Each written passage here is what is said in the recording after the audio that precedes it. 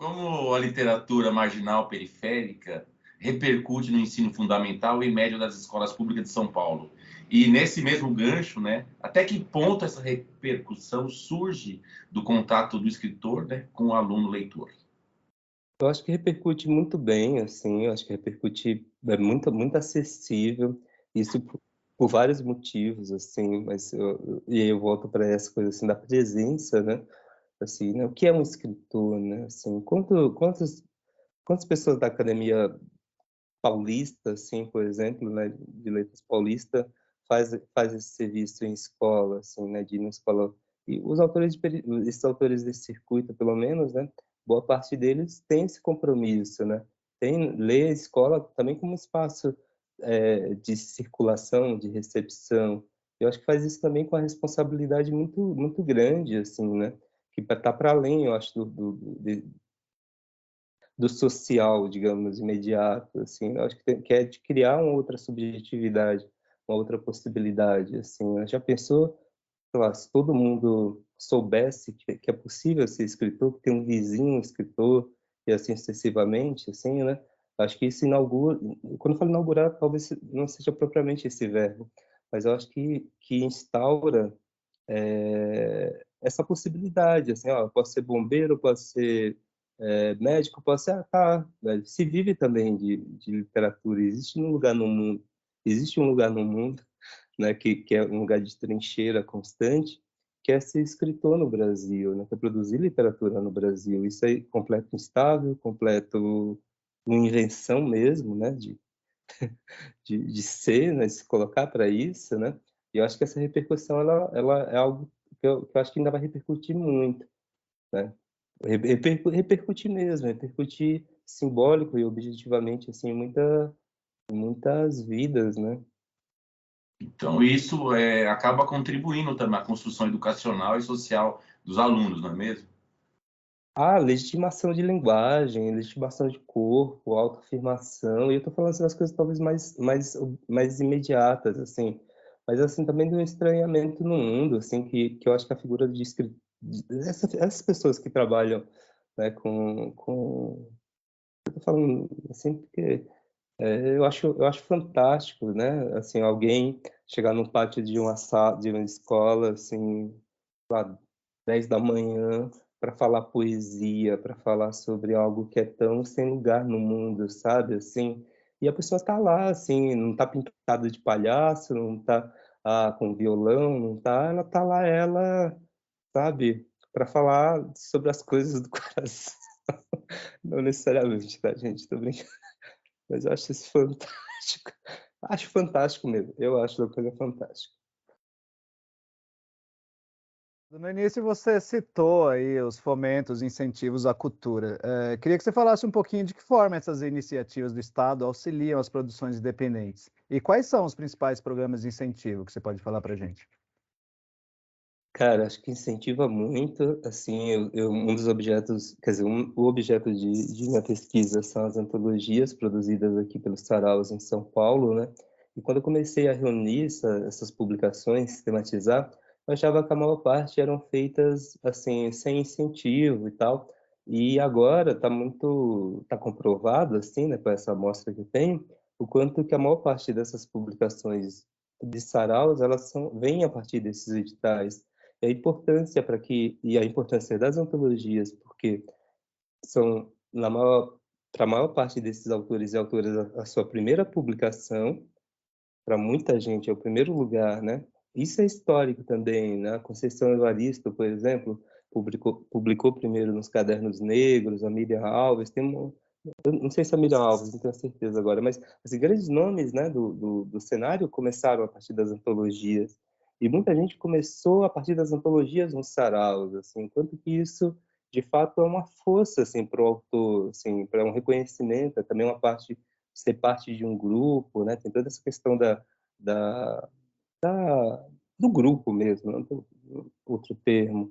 E os fomentos, eles são muito importantes para que existam, para que circulem, para que aconteçam, mas também são insuficientes, né, diante do que se faz, do que se produz hoje, né. Os principais atualmente são o VAI e o PROAC, são aqui do estado, né, me refiro ao estado de São Paulo, né? O VAI é uma política aqui específica da cidade de São Paulo, é o Programa de Valorização de Iniciativas Independentes, talvez eu esteja errando a sigla, mas eu acho que é isso, que é um nome grande pra caramba, porque são só duas letrinhas, mas a sigla arrumaram o nome de palavra, e o PROAC, que é o Programa de Ações Culturais, são os mais, né?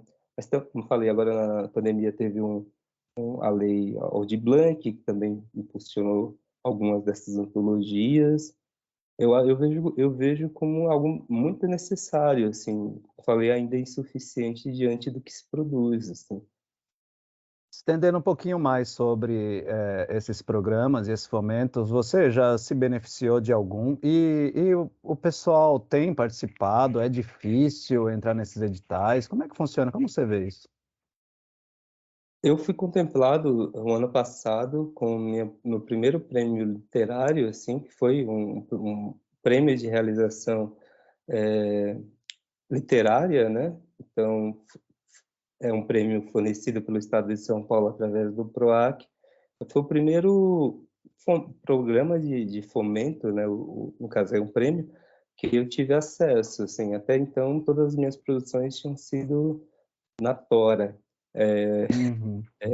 E tem alguns grupos, e isso fica muito evidente, assim, né? Não só na minha pesquisa, né? Mas, no final das contas, os grupos que têm maior longevidade, isso é a regra, tá? Assim, há exceções, mas os grupos que têm maior longevidade são aqueles que conseguiram mecanismo, conseguiram se Sim. estruturar para captar esses recursos, para acessar essas políticas. Os grupos, vários, assim, por exemplo, 2015 foi o ano, 2014, 15 foi o ano onde houve o boom, assim, dos saraus.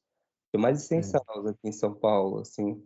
Hoje tem muito menos, né? Assim, como é que você lê isso, assim? É possível ler isso de várias maneiras, mas se você for pensar que existia um programa, esse programa o Vai, né? Contemplava publicações, contemplava artistas, mas contemplavam aí, vai, algo tipo 20 para 100 não é nada, algo assim, né? Tô chutando números, né? Não são esses números, mas quero dizer que a insuficiência mesmo. E também acho que cada vez mais uma precarização, assim, não só da vida como um todo, né? Da vida cidadã, assim, mas também desses fazeres. Eu não vejo uma progressão, um apoio, nada assim crescente, né? São políticas públicas que estão sempre ameaçadas, né? Uhum. Algo que nos surpreendeu positivamente, não sabíamos da existência da Câmara Periférica do Livro, e nós ficamos sabendo que você também faz parte dela. Então, queria que você falasse um pouquinho como ela funciona, quem participa, e se já houve alguma outra iniciativa semelhante a essa. Cara, atualmente participam, são 20, bicho, atualizou agora.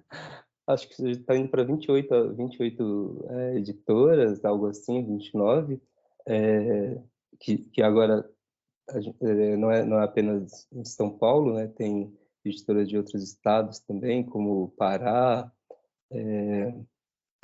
e o objetivo é basicamente distribuir livros, né? Vender livros, Uhum. e aí criar condições, criar contextos em que facilite esse acesso a esses livros produzidos por editoras de periferia. Tudo é capitaneado pela Ação Educativa, que é um instituto, uma associação aqui de São Paulo, né, pela General Jardim, bem conhecida assim, por atuar com programas, com ações ligadas à cultura urbana, né, ao hip hop, a ações em presídios, por exemplo, ações socioartísticas. E aí ele nasce a partir de um projeto do PROAC, inclusive, né, para a criação da Câmara Periférica, e reúne, a partir dessa iniciativa, esses produtores de livros. Não É, conheço nenhuma outra iniciativa parecida, assim, que tenha esse intuito, que tenha essa prática mesmo, né? Não conheço, se houve, não conheço. então são autores, editores independentes, é isso? Mas a característica são editores, né? Editores, principalmente. autores, mas não autores por si só. A gente não tem nenhuma exceção. Uhum. E existe uma reunião periódica que vocês realizam? Como funciona? Existe uma reunião mensal, acontece toda última quinta-feira do mês. Os encontros são online, né? Sempre online, porque nasceu também nesse contexto de pandemia. Teve apenas um encontro presencial, encontro de inauguração, e todos os demais foram online.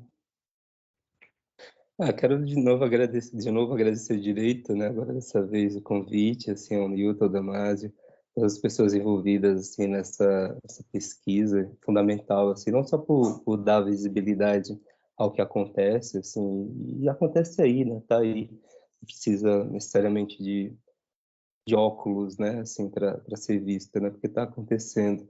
E de fato, eu me sinto muito contente, assim, de poder falar de um objeto, de uma ação que no final das contas, a meu ver, assim, a meu ver, é uma das coisas mais interessantes que está acontecendo hoje literariamente no Brasil.